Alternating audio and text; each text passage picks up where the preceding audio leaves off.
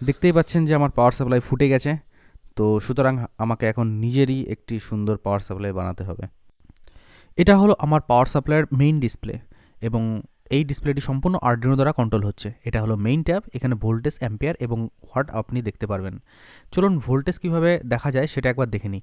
এবং দেখুন এটি খুব সুন্দর স্মুথলিভাবে ভোল্টেজ ইনক্রিজ হচ্ছে এবং সেই একইভাবে ভোল্টেজ আপনি চাইলে ডিক্রিজও করতে পারবেন। আচ্ছা যাই হোক, আমি এটা ম্যাক্সিমাম 35 ভোল্টের হিসাবে আমি এটিকে তৈরি করেছি।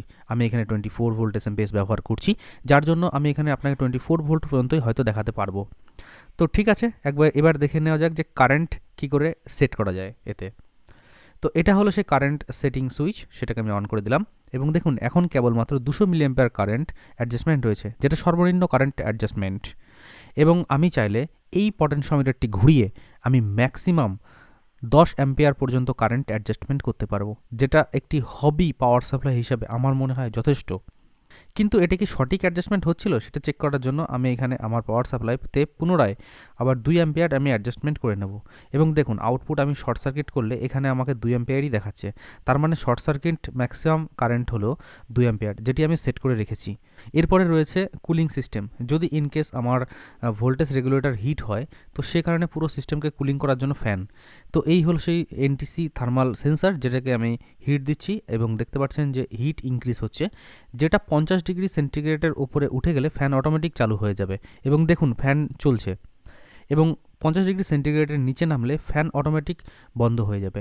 তো এই হলো আমার পাওয়ার সাপ্লাই। এর সঙ্গে আর অনেক কিছু রয়েছে। আরও বিশদ জানতে ভিডিওটি শেষ পর্যন্ত দেখতে থাকুন, আশা করি অনেক কিছু জানতে পারবেন।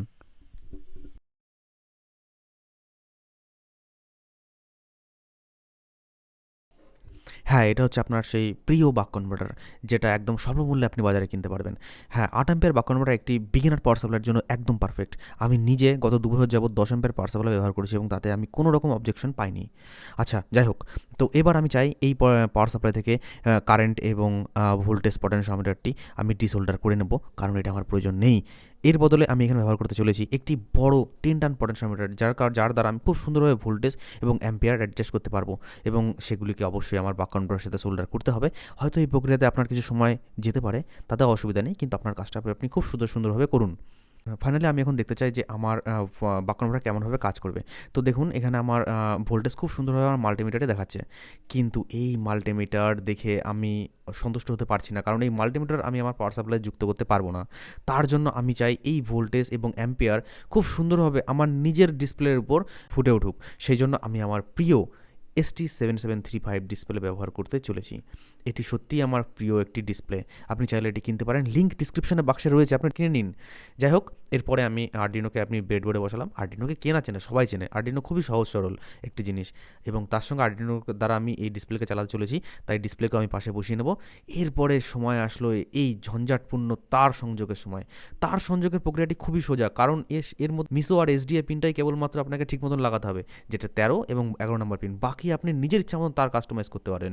এবং দেখুন আমি কি দ্রুত, কি তাড়াতাড়ি আমি তারগুলো একটির সঙ্গে একটি কানেকশন করে নিচ্ছি এবং এই সার্কিট আপনি পাওয়ার জন্য কোনো টেনশন নেই, যেটি আপনি ডিসক্রিপশন বক্সে পেয়ে যাবেন। আপনাদের কোনো হেডেক নিতে হবে না। যাই হোক, এরপর আমি প্রোগ্রাম করতে চাই, তো ইউএসবি কেবিলটি আমি আর্ডিনোর সাথে কানেক্ট করে দিলাম।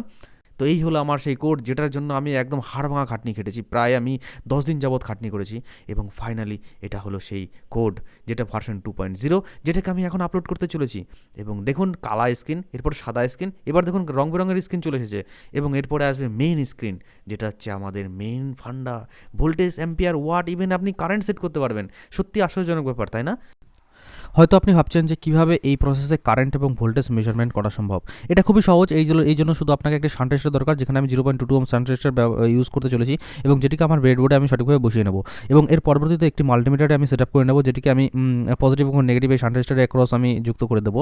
এবং দেখুন এই প্রসেসে 0.50 মিলিভোল্ট আমি পাচ্ছি। মনে রাখবেন এই বিষয়টা, 0.5 মিলিভোল্ট। যদি আমি কারেন্ট মেজার করি এই প্রসেসে, তাহলে আপনি দেখতে পাবেন যে 2.5 অ্যাম্পিয়ার আমি কনস্ট্যান্ট পাচ্ছি। তাহলে একটা জিনিস তো ক্যালকুলেশনের সময় ঠিক হলো, যেটা হচ্ছে 0.50 মিলিভোল্টের এগেইনস্টে আমি পাচ্ছি 2.5 অ্যাম্পিয়ার। অন্যদিকে আপনারা জানেন আমার পাওয়ার সাপ্লাই ম্যাক্সিমাম 10 অ্যাম্পিয়ার হবে, কিন্তু আমি ম্যাক্সিমাম 15 অ্যাম্পিয়ার রাখতে চাই। তো সেক্ষেত্রে আমি 0.50 মিলিভোল্টের এগেইনস্টে যদি 2.5 অ্যাম্পিয়ার পাই, তাহলে অবশ্যই 3 ভোল্টের এগেইনটে আমরা পাবো হচ্ছে 15 অ্যাম্পিয়ার। যেটা যদি আমার আর্ডিনোকে আমি বুঝিয়ে দিই সঠিকভাবে, তাহলে আর্ডিনো সঠিকভাবে ক্যালিব্রেশন করতে পারবে কি অ্যাম্পিয়ার আমার লোড হচ্ছে। ভোল্টেজের প্রক্রিয়াটাও ঠিক কিছুটা একই রকম। যাই হোক, আপনারা বুঝতে পেরেছেন আশা করি কারেন্ট আর ভোল্টেজ কীভাবে ক্যালিব্রেশন করা যায়। কিন্তু এই আর্ডিনোকে চালানোর জন্য আমাদের লজিক 5 ভোল্ট প্রয়োজন। হয়তো আপনি ভাবতে পারেন রেগুলেটর আইসি। না, রেগুলেটর আইসি দ্বারা পসিবল না, কারণ রেগুলেটর আইসির ম্যাক্সিমাম ইনপুট ভোল্টেজ 25 ভোল্ট, কিন্তু অন্যদিকে আমাদের power supply maximum input voltage 35 ভোল্টের উপরেও হতে পারে। তো সেই জন্য অন্যদিকে হয়তো আরেকটা অপশন রয়েছে, সেটা হচ্ছে বাক কনভার্টার। হয়তো আপনি ভাবতে পারেন বাক কনভার্টার দ্বারা, হ্যাঁ, বাক কনভার্টার দ্বারা আপনার ক্ষেত্রে আপনি ইউজ করতে পারেন, এটা খুব ভালো বুদ্ধি। কিন্তু আমার ক্ষেত্রে আমি ইউজ করতে চলেছি এই MC34063 একটি সুন্দর বাক কনভার্টার আইসি, যেটার দাম খুবই সস্তা এবং এটি সহজেই আমার প্রোটোটাইপ বোর্ডে বসে যাবে। এবং তার সঙ্গে একটি দরকার একটি 100 মাইক্রোহেনরি ইন্ডাক্টর, এটিও আপনি সহজেই উপলব্ধ বাজারে। এবং এর সঙ্গে আরেকটি গুরুত্বপূর্ণ জিনিস দরকার, সেটা হচ্ছে শর্টকি ডায়োড। যাই হোক, আমি এবার দেখতে চাই যে এই আইসিটি আসলে কীভাবে কাজ করে। সেই জন্য একটি ব্রেডবোর্ডের মধ্যে আমি আইসিটিকে বসিয়ে দিলাম এবং পরপর ডায়াগ্রাম অনুসারে সমস্ত সার্কিটটিকে সাজানোর চেষ্টা করছি। এবং ফাইনালি আমি সার্কিটটা সাজিয়ে ফেলেছি প্রায়। এবং আমার এখানে দরকার দুটো ভোল্টেজের, একটা হচ্ছে 12 ভোল্ট, একটা হচ্ছে 5 ভোল্ট। 5 ভোল্ট হচ্ছে আইসি এবং এলসিডি চালানোর জন্য, এবং 12 ভোল্টটা হলো এক্সটার্নাল ফ্যান এবং রিলে চালানোর জন্য। এবং দেখুন, আমাদের সার্কিট ডায়াগ্রাম অলমোস্ট কমপ্লিট হয়ে গেছে। তো এটাকে আমি চেক করব। তার জন্য আমি 35 ভোল্ট ইনপুট আমি এই সার্কিটের মধ্যে ঢোকাবো। এবং দেখুন, আউটপুটে আমাদের 4.8 কনস্ট্যান্ট ভোল্ট দেখাচ্ছে, কিন্তু এবার আমি 12 ভোল্ট চেক করতে চাই। তো সেই কারণে আমি এখানে 33 কিলো ওমসের জায়গাতে আমি একটি 100 কিলো ওমস রেজিস্টর লাগিয়ে দেবো, যেটা হচ্ছে রেফারেন্স ভোল্টেজ এই আইসির। এবং এরপর দেখুন, আবার আমি লজিক সাপ্লাই ভোল্টেজ আমি 35 ভোল্ট এর মধ্যে ইনসার্ট করব। এবং দেখুন, এখানে কনস্ট্যান্ট 12.3 ভোল্ট, 12.2 ভোল্ট এখানে দেখাচ্ছে। তার মানে আমার সার্কিট সঠিকভাবে কাজ করছে। তাই এবং যখন দেখলাম সমস্ত সার্কিট সঠিকভাবে কাজ করছে, তখন আমি আমার কপার ডট বোর্ডের মধ্যে ফাইনালি এটিকে আমি তৈরি করে নেব, কারণ আমি আশা করি এটিকে সঠিকভাবে কাজ করবে।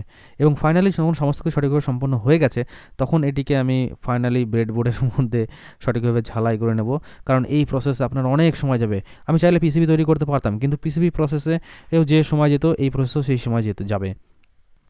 তো এই হলো আমাদের ফাইনাল পিসিবি লুক। চলুন এটিকে এবার প্রোগ্রাম করা যাক এবং দেখি এটি ফাইনালি কীভাবে কাজ করছে।